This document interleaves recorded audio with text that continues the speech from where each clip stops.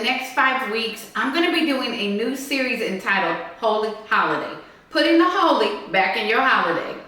And just in time for Thanksgiving, we are kicking things off with a little holiday help.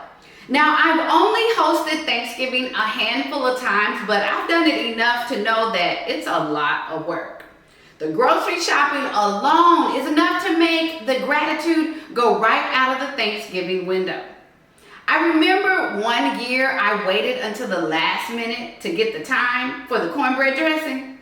Who knew everybody and their mama use time the way that they do during Thanksgiving? I certainly did not, but I found out driving from store to store in search of a single seasoning. Sis, if you are cooking Thanksgiving dinner by yourself this year, let me just say, I get it and I understand. And I think that there is something we can all learn from Jesus' interaction with Martha in Luke 10:38 and 42. Now, this account introduces us to Martha and Mary. They were two of Jesus' supporters and friends. Jesus and his disciples were coming to their home in Bethany because Martha had opened her home to Jesus.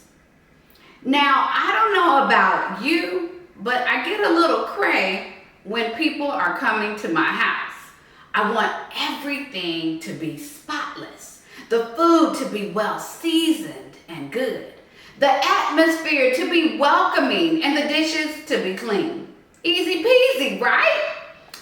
At this dinner party, Mary, Martha's sister, sat at the Lord's feet, listening to what he had to say. But Martha is a different story. She was distracted or troubled.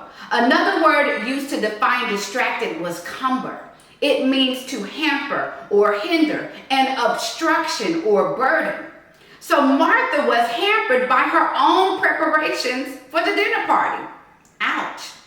Martha invited Jesus over and she could not even enjoy his presence for trying to be the biblical version of Martha Stewart. Lord, don't you care that my husband is sitting down watching football all day? Doesn't he know that somebody has to heat up the gravy? Why won't anybody help me butter these Sister Schubert's rolls? My feet hurt. I'm just kidding, but you get the picture. Martha actually said, Lord, don't you care that my sister has left me to do all the work by myself? Tell her to help me. Y'all, Martha was doing too much. And I'm not judging her because I can relate to wanting everything to be perfect. But this truly defeats the purpose for gathering with our friends and family. Jesus gave Martha a double rebuke by calling her by name twice. Martha, Martha, you are worried and upset about many things, but few things are needed, or indeed only one. Mary has chosen what is better and it will not be taken away from her. Mary chose quality time over acts of service. She chose to posture herself as a learning disciple, a student. She recognized how precious the time was with Jesus and opted to sit at the feet of her Savior instead of being distracted by the preparations for the dinner party.